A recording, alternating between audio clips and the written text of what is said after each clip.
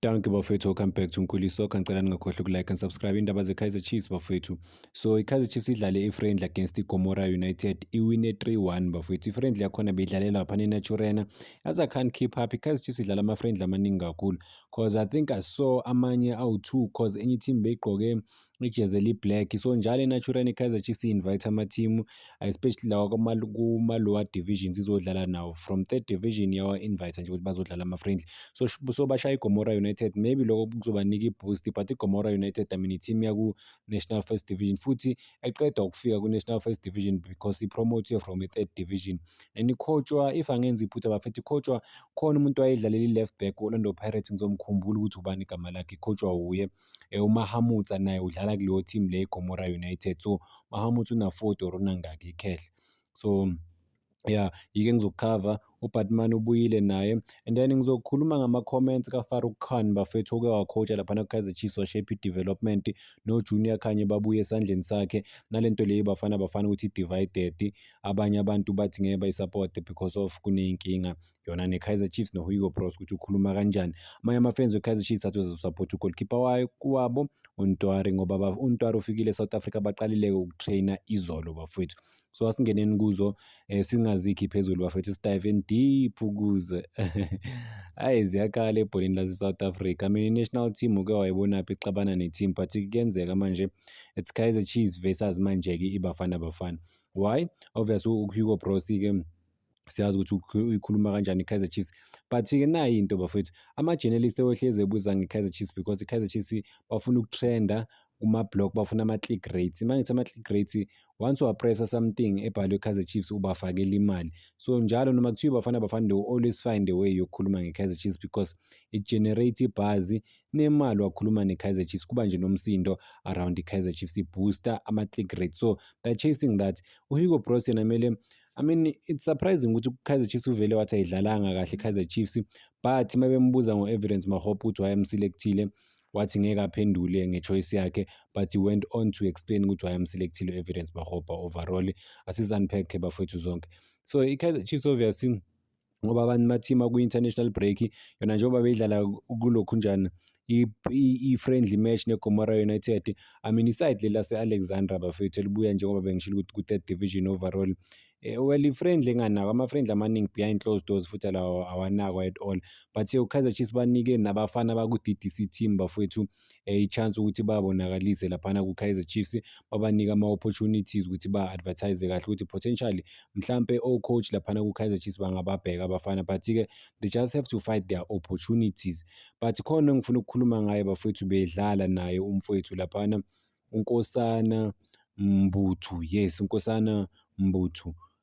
Uye bedlala laphana umfana we-DDC team odlala ngo-left okude kakhulu. Abanye abantu bathi kumele a-replace laphana uPule Modi because of ugood, and then umisela uPule Modi, abanye bathi kumele bamshifte kuleya position or bambeke ebhenchini because he's not well equipped kahle, or maybe kune-element of ukurelaxa because uPule Modi yawadlala amagame amaningi but yabakwazile ukwashaya amagoli. So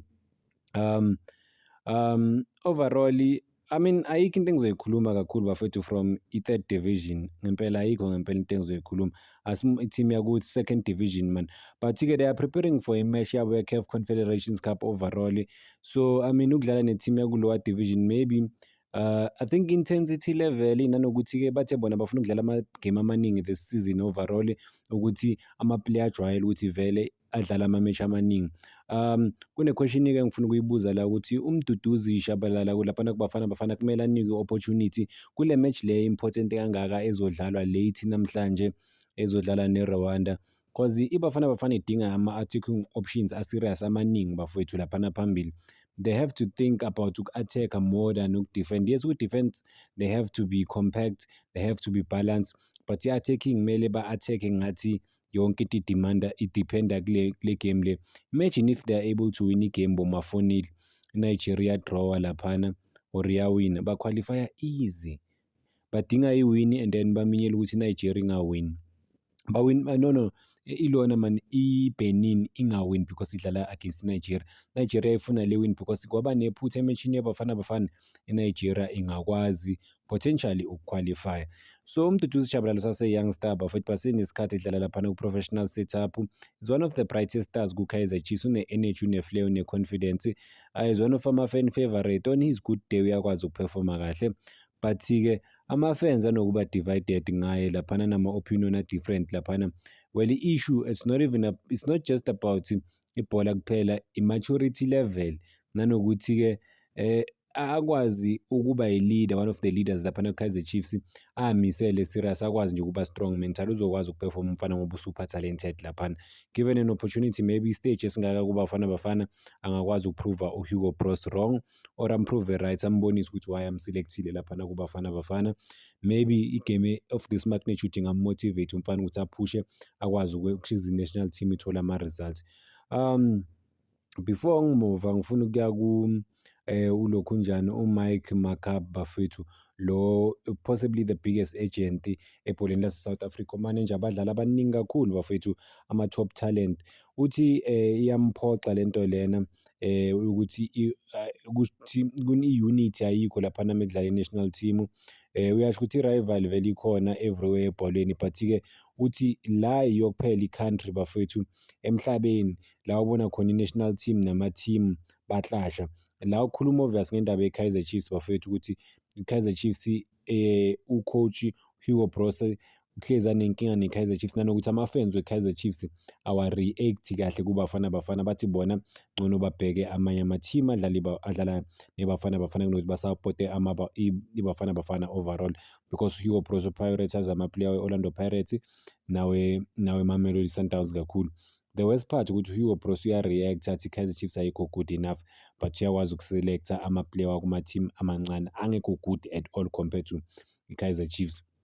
So masibheka lento le overall seyiphenduka ipolitiki ukuthi amanye ama-supporters we-Kaizer Chiefs abona ngathi baya-ignore or ba-unfair, but into eba-disappointa kakhulu noma ngithi bakwatisa kakhulu ama-fans we-Kaizer Chiefs ukuthi ucoach weBafana Bafana ide wakhuluma ngakhona bafethu online, many kwi-platform, and then online ama-fans kaya-react ukuthi okay, this boycott le Bafana Bafana le, njengoba kubonakala njalo ucoach ayikhuluma kanje i-Kaizer Chiefs, kanti ucoach kumele abe professional laphana isikhathi esiningi.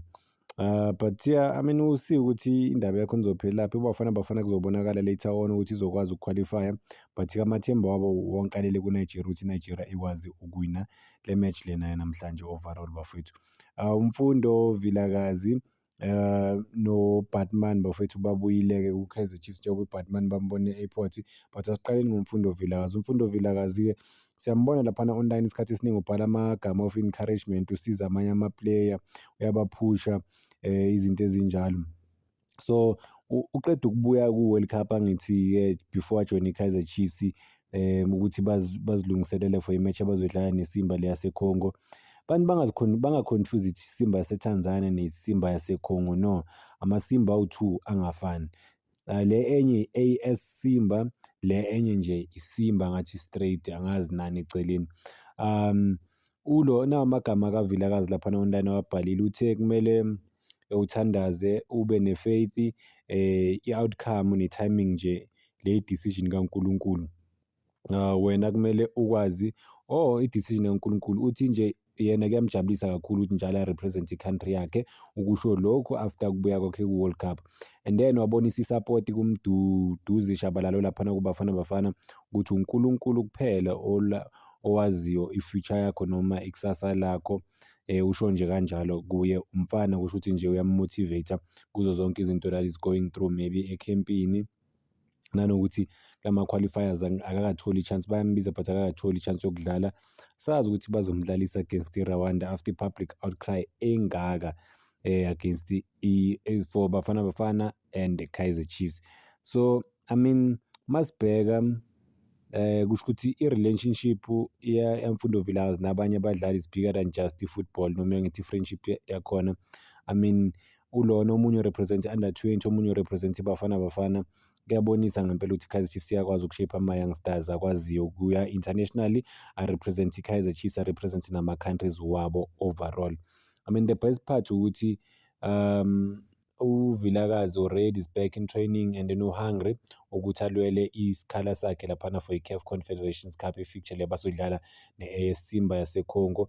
Luke Batman-ke njengoba bengikhuluma ngaye-ke bafethu naye ubuyile ubonakalile laphana e-airport. Kusho ukuthi i-Kaizer Chiefs bebanika i-break nje encane bafethu ukuthi bosorta out izinto zabo. Bekhuluma namanye ama-youngsters, athatha iy'thombe namanye ama-youngsters. Siyazi ukuthi naye same njengoVilakazi ubuye laphana ka-under 20. Yeah, I mean it's exciting ukubona umfana e-relieved ukuthi finally uzokwazi ukurepresent i-Kaizer Chiefs after ama-back and forth, amacala. Cape Town Spurs iJoni ifuna o-10 million or so laphana from i-Kaizer Chiefs, and abafana the coolest thing ukuthi babarejistile laphana kuma-CAF competition. So possibly singababona laphana oBatman noVele bayo overall barepresenta i-Kaizer Chiefs emalangeni lawazayo bafethu. Why? Njengoba bengishilo ukuthi babarejistile. Uza ne-confidence kakhulu umfana, u-hungry, akakadlali in 2 months, and sikhumbule ukuthi isizini I think wagcina kudala lo muntu lo ukudlala bafethu. Isizini iphelele in May, so June, July, August, September, una 4 months. Okay, le ngizoyenzela i-clip yayo emini bafethu eceleni explain le situation, but siyasithemba ukuthi ba-ready abafana overall. Ngifuna ukukhuluma ngomuntu owayelapha ku-Kaizer Chiefs bafethu, uFarouk Khan, ukhiphe nje amagama strong kakhulu, umuntu one-experience kakhulu ebholeni lase-South Africa, oshape ama-players amaningi kakhulu bafethu. So udebate-ile overall about i-structure se-Kaizer Chiefs overall. Uthi inkinga yalaphana ku-Kaizer Chiefs ukuthi namanje abakazi lutho ngo-coach Nabi. I-Kaizer Chiefs akakakhiphi i-statement ukuthi kwenzakalani. I-Kaizer Chiefs ivele yakhipha i-statement kusho ukuthi esisodwa nje kuphela bafethu ukuthi u-coach Nabi uhambile kwasha kwacima. But-ke nasi esinye amagama akhe nje ukuze kwaphezulu uthi namanje abakazi ukuthi why u-coach Nabi ehambile. Uthi maningi kakhulu ama-speculations. Uthi-ke isizini leya kaNabi bekuyi-disaster, or isizini kaNabi beyingekho right at all. Uthi siyazi ukuthi u-coach Nabi ukwazile ukwina i-Nedbank Cup, but-ke ukufinisha outside i-top 8 laphana ku-Kaizer Chiefs akukho good enough for uNabi. So I mean i-reality-ke ukuthi yini, isizini yakhe ibhede kakhulu. I mean le harsh reality bafethu masibheka overall. Kaizer Chiefs ufinisha outside i-top 8, cup or no cup, but-ke elikini bafethu kumele wenze kahle kakhulu. Coach Nabi, that is why bebamdawutha laphana. Obviously-ke uKhan uquestione ne-promotion, i-decision yokuthi ama-assistant coaches we-Kaizer Chiefs apromotiwe laphana, ukuthi uyabuza ukuthi kaze i-club ithathe i-right decision na ukuthi ipromote labantu laba. Ziyakhala. I mean only time will tell bafethu, ngihlezi ngisho kanjalo, only time will tell. Babanikile, bayabanika o-coach, ama-co-coaches opportunity ukuthi ba-coach bobawu-2. Sobona ukuthi bazokwazi ukusebenzisana balethe ama-results laphana e-Naturen. Ngeke kube easy, kuzoba nzima kakhulu. Ma-co-coaches awu-2, it's difficult bafethu, it's very very difficult. Then-ke nje engizovala ngayo, or no, before ngivala ngifuna ukukhuluma nje nge-DDC team ye-Kaizer Chiefs bafethu. Iyastruggle kakhulu ukuthola ama-results ukuthi iwine. I mean ifana ne-senior team for the past few games nayo iyastruggle. I-DDC team ye-Kaizer Chiefs sikhohlwe ukuthi ama-champions bafethu wase-South Africa overall, but bayastruggle, and banama-players are-super talented, aboThulani Mabaso, aboManqoba Ozomena, banoNkwesa, banama-players good bafethu, but-ke ama-results, I mean banesifo se-Kaizer Chiefs, i-senior Kaizer Chiefs le ndala. Create ama-opportunities amaningi. Ngeke ngikhohlwe igame bengiyibukele, bashayeka yi-12 laphana epalini. In fact bashayeka yi-13 shots on target. U-goalkeeper waseKhukhune United besave kwasani laphana, wazothola ne-man of the match. So yeah, izinto kumele makubuywa bathole ama-opportunities ukuthi badlale belungise, but-ke sibafisela inhlanhla laphana e-UK njengoba bodlala no-Manchester United no-Leeds ukuthi bakwazi ukuphefoma kangconywana laphana phesheya overall. Akusinto kumele barashe noma nje ibahlangahlanganise emakhanda. They can still come back. I mean i-league isaqala laphana, no sokudlala ama-game around 10 or less lapho nje mangichecka, but-ke they can still come back, and bayakwazi ukudlala, just nje kumele balungise lapho nalapho overall. Yeah, hayi ziyakhala ebholeni bafowethu. Yeah, but-ke sengiyivala overall. I mean, akhona ama-question ekumele siyibuze wona ukuthi i-South African football ikanjani bafowethu kanti kuba ne-division between i-pride ye-team or i-team overall ne-national unity because uma kudlala iBafana Bafana abantu kumele basupport. But inkinga obviously-ke no-coach naye unalo iphutha lakhe lokuthi afocus-e just ethimini bafowethu eyodwa. Aka-criticise wonke ama-team as individual, amanye uyawancoma. Remember athi iSkhukhune United idlala kahle kakhulu but akawa-select ama-player weSkhukhune United. I mean right now it's about iBafana Bafana ukuthi iyazama ukulwela ukuthi iqualify i-World Cup. Bekungamelanga nokuthi nje sikhulume nange-Kaizer Chiefs masikhuluma ngeBafana Bafana, but-ke iy'ndaba zakhona sezivele zaba too much bafowethu, so angeke sikwazi noku-ignore at all.